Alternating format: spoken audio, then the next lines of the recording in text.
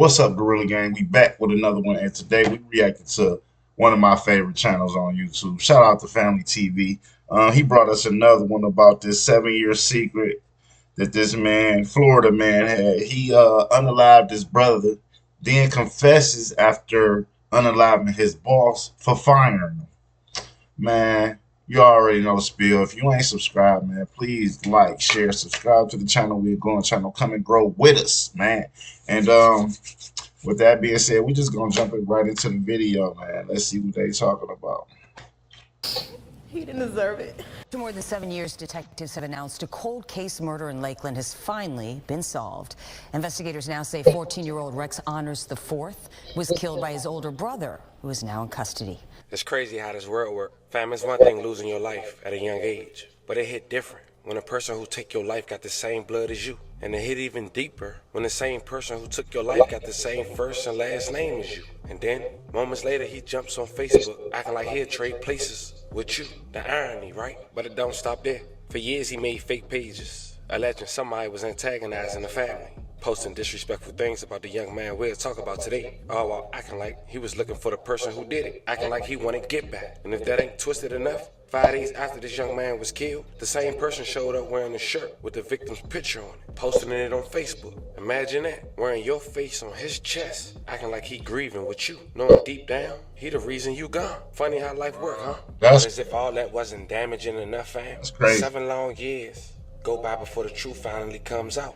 And trust me, he didn't confess because of guilt or free will. He confessed because he was trying to save himself from another case out of Georgia, a case we'll later talk about in the video. And this is sensitive, it's painful, and I keep thinking about the mother. Imagine having your heart already damaged, then getting stabbed right in it again. Today we're gonna pay our respects, break down this story in chronological order, and hear briefly what the mother had to say after learning the truth, and see where we stand today. But before we go over this one, I want you guys to remember, I won't give you no angle, I just give you the story. So with that being said, make sure you like, comment, and subscribe. We'll jump right to it. Now before we jump into the timeline, family, let me ask y'all something. How many options do you really have when you know you could be wanted? Not just for murder, but for fingerprinting. Matter of fact, let's start with the real question. Why would somebody avoid giving their fingerprints in the first place? Some would say, red flag number 1. Most people would assume the obvious. You're avoiding fingerprinting because those prints might connect you to something way darker, something violent, something like murder. And that brings us here. Why would a grown man suddenly change his entire appearance, gain a bunch of weight on purpose, switch up his whole look? Why would he refuse jobs? Not because he can't get hired, but because he knows every real job requires fingerprints, background checks, and validation. And here's the kicker. The suspect in this case, he wasn't unemployed. He wasn't living off the grid. He was actually a security guard at a local venue in Georgia, a job that requires trust, ID, and responsibility, but somehow not fingerprints. And that's where the story get even darker. You see, on July 3rd, 2018 in Lakeland, Florida, a 14-year-old was murdered. Rex Honors IV. At the time, his older brother Rex Honors III, 21 years old, called the police shortly before 4:30 a.m. and reported that he got home late and couldn't find his younger brother, who went by the name Stuffy. The older brother told officers he came home to find a broken table and a sliding glass door left open to the backyard. Honors said he expected his younger brother, also named Rex Honors as we mentioned, to be home, but he was nowhere to be found. Officers checked the home and found the body of 14-year-old Rex Honors in the backyard. But at the time, authorities didn't make an arrest. So time would go on. Days later, some strange things would appear online. But only Rex Honors III would post them, and it would only come to his attention. Before we go to those posts, it's important to note that he didn't. Hey, it's the craziest thing is how he said that the brother was walking around with the other brother's shirt on, grieving like he was grieving, but he was the one who did it. You know what I'm saying? That's crazy. That's a savage. That's a savage. Show up to the funeral. I'm not sure why. I'm not sure if he was invited. But 5 days after his younger brother would lose his life, he would go to Facebook to post a picture with a memorial shirt of his brother on it. And then as I continued to look on his Facebook, I noticed that on the day that his little brother lost his life, he wrote, "I don't want to talk to nobody. I just want to be alone." He also wrote, "Can't shed no more tears after this, for real." Then 2 years would go by, and it seemed like he magically came across an Instagram account who posted his little brother and quoted, "This FN deserved a DIE," which is crazy, because then he also wrote, "Whoever this is, or nigga, when I find out it's up and it's stuck with me, 100. Then in the comments he wrote, after someone said, "On GOD I want smoke," he replied, "I'ma find out who this is." Little did the world know, According to authorities, it was him. Now, before we disclose how we find out 7 years later it was him, it's important to note that he put out a song in 2022, 4 years after his brother had lost his life. And he had some lyrics that some would say he possibly was speaking on him about, knowing him and his brother got different mothers, but the same father. Check it out. Hungry Root makes sticking to my anti-inflammatory diet so easy. I just started an anti-inflammatory diet, and at first I Fist fight, but now I'ma pick my gun up. I never need no posse because I got me. I never need you nigga because I bring heat. Your mama used to call me Lil Badass, but I'm a G. I used to be in the bottom like who finna check me. Stop talking about my daddy, let me build my legacy. I did my own time, I did my own crime. That nigga ran though, he seen that gun shine. Crunch time, that nigga ran though, that was his last time. He crossed the gun line, he shouldn't have did that. I'm not lying, I'm a big city GD, I'm a Florida boy. But after 7 long years and somewhat unrecognizable, and which probably makes sense on why he didn't want to get fingerprinted, Rex Honors III would make a huge mistake attacking his boss after getting fired, getting dropped off to his home, which led to him confessing 2 months later about the murder of his brother. It was August 16, 2025, when an officer responded in normal patrol mode to the 1600 block of World Avenue, the home of Rex Honors III. Dispatch labeled as a disorderly conduct in progress. A female neighbor who was identified as witness number 1 said she was asleep when she heard a loud crash from Honors' apartment. Officers immediately saw broken glass and blood on the front door. This showed that whatever happened wasn't an argument, it was violent. The first observation, the victim was bleeding. At the doorway, officers observed victim number 1 standing in blood. Blood on his face, blood on his arms, and blood on his clothes. He appeared shocked, shaken, and physically injured. Officers made contact with Rex Honors. When police confronted Rex, he was hard to understand. His speech was unclear, possibly intoxicated, stressed, or panicked. He immediately volunteered that he was on probation, which was a huge red flag. He instantly asked, "Am I going to jail?" before officers even explained anything to him. That behavior of someone who knows any police contact could expose a bigger secret. Now, the first time talking to police, Rex gave his story. He said it was self-defense. He told officers that the victim threatened him, saying, "I'll beat your ass." He felt threatened, so he hit him. But officers wasn't convinced, so they asked him to explain it again. So then Rex gave his second story, the car version plus admission.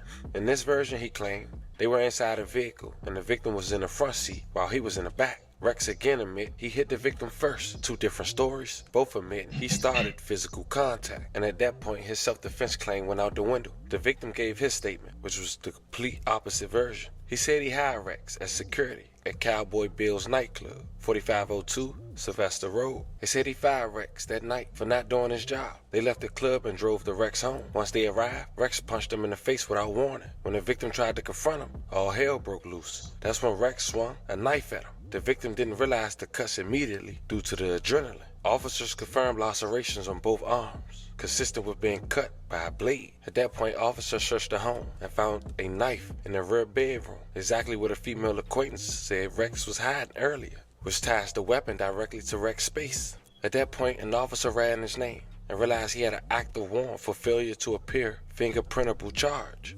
issued June 25, 2025. But little did that officer know, 2 months later, this same suspect would confess to killing his brother. Now at that point, this was major because it directly connects to avoiding jobs that require fingerprints and changing his appearance. Not to mention gaining weight, and some say aging horribly. Within 3 months after his arrest, authorities would let Rex Honors, the 4th family, know that an arrest was made 7 years later. But unfortunately, it would be by the hands of his older brother. Now before we check out what the mom had to say in a news conference, I want to check out one message that was shared on social media by, I'm assuming, someone close to the family. Remember that picture that we talked about earlier in the video about Rex the Third, assuming someone went on Snapchat disrespecting his little brother? They posted that and a comment quoting, like, "Rex, you for real? How could you? How could you even pretend like you wanted to find his killer? And the whole time you played in this baby mama face, you was hanging around us. You cried to me about Stuffy. And the whole time it was you. How? How did you find the confidence to put the mask on knowing you was him the whole time?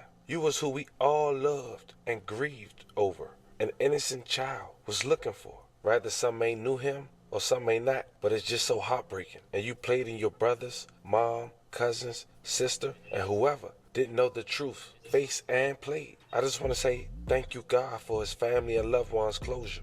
And to Rex, boy, somebody gonna swallow us up that road. And if they don't, I pray you get everything you deserve. Nothing in life this so messed up. Hashtag Forever 14.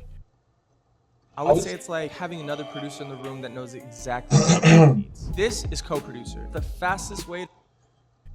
I just want to stop it and say that that's crazy because first of all, the family got to go through the pain of losing the little boy.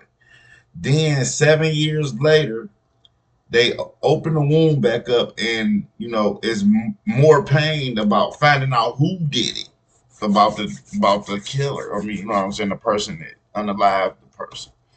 And it's your brother though, and the whole time he around you, he crying with you, he hugging you, he holding you, he acting like we about to find who did this to our loved one the whole time as you did it.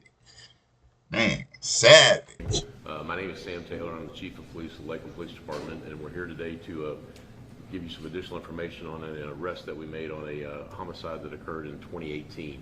To my right and your left are some of the family members of the victim. The mom will be speaking. Also to my left and your right are some of the investigators, forensic folks, and some of our detectives that worked on the case. Gary Gross will be the main speaker. He'll speak after me, and then after that we'll make Mom wants to say a few words about her son, and then we'll take some questions after that. So with that, we'll go ahead and get started. We're here to update you today on a homicide that occurred in July 3rd of 2018 on West Crawford Street. A young man, 14 years old, by the name of Rex Honors IV, was the victim of a homicide, and I'm going to let Detective Gross get into the details of it, and then at the very end we'll take some questions. But I think this highlights some of the effort that goes in, not only from the detectives that you see behind us, but some of the ones that are standing back in the audience, of some of the good work that they do every single day. Just because it seems like a case is not going anywhere, or maybe that we're not working on it, I can assure you that we are. And so there's a lot of forensic details, thousands and thousands of bits of information and data that have to be extracted from phones and computers, and they have to be meticulously sorted through and gone through, and that's what was the crux of helping build the case and brings us to where we are today. And I hope that the family understands. I had an opportunity to meet with them before we came in here this morning and brief them up on some of the work that's been done behind the scenes. I hope this brings the mother a little bit of closure and an opportunity to let you know that we still care about Rex and your family. So with that, I'll turn it over to Gary Gross, and he can brief you up on the details. Gary? Okay, thank you.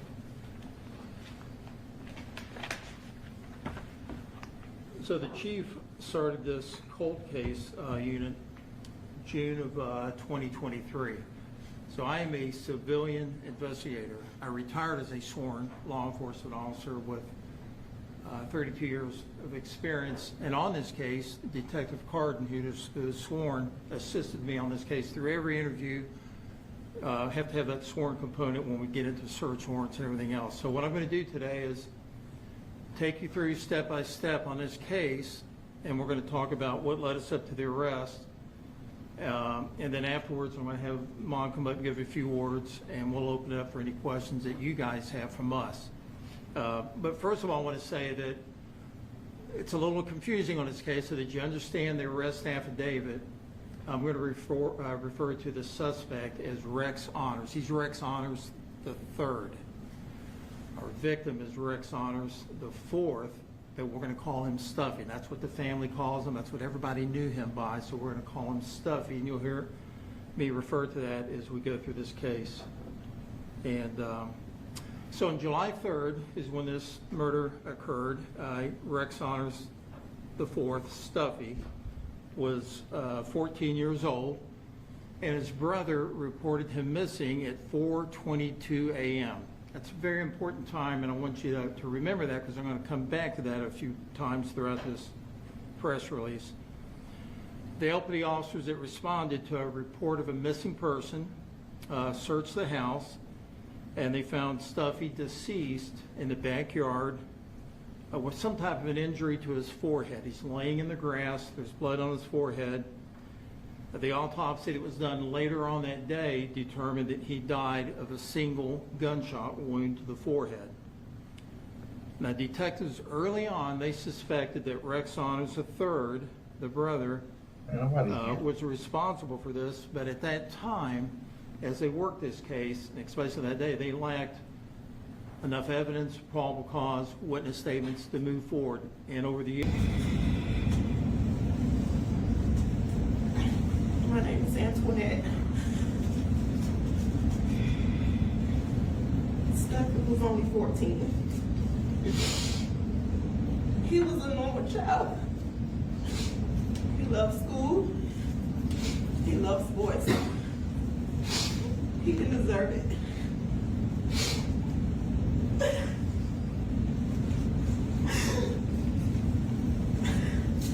All I want to know is why you did it to my son.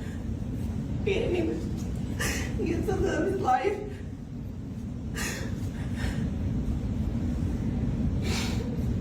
Fam, at the end of the day, the truth always finds its way to surface. You can run from the past, hide behind fake pages, switch up your appearance, even pretend to mourn. But eventually, everything done in the dark comes to light. This case is a reminder that sometimes the deepest betrayal don't come from strangers. It comes from the people who share your own blood. A mother cried this pain for 7 long years without knowing the truth. And family deserves that. As the story unfolds, all we can do is hope justice finally brings some form of closure. As we head out of here, Rex honors the 4th. Once again, rest in peace. A love of condolences to your family. Well, we're gonna stop it right there, y'all. You know, y'all just let me know what y'all think about that. That's crazy, man. He unalived his little brother and act like he was helping, looking for the person to do it, and you know that's crazy. But you know, that's how it works, man. So with that being said, man, if you ain't subscribed, man, please subscribe, like this video, comment on this video, man. I engage with y'all in the comments. Until next time, we out, man.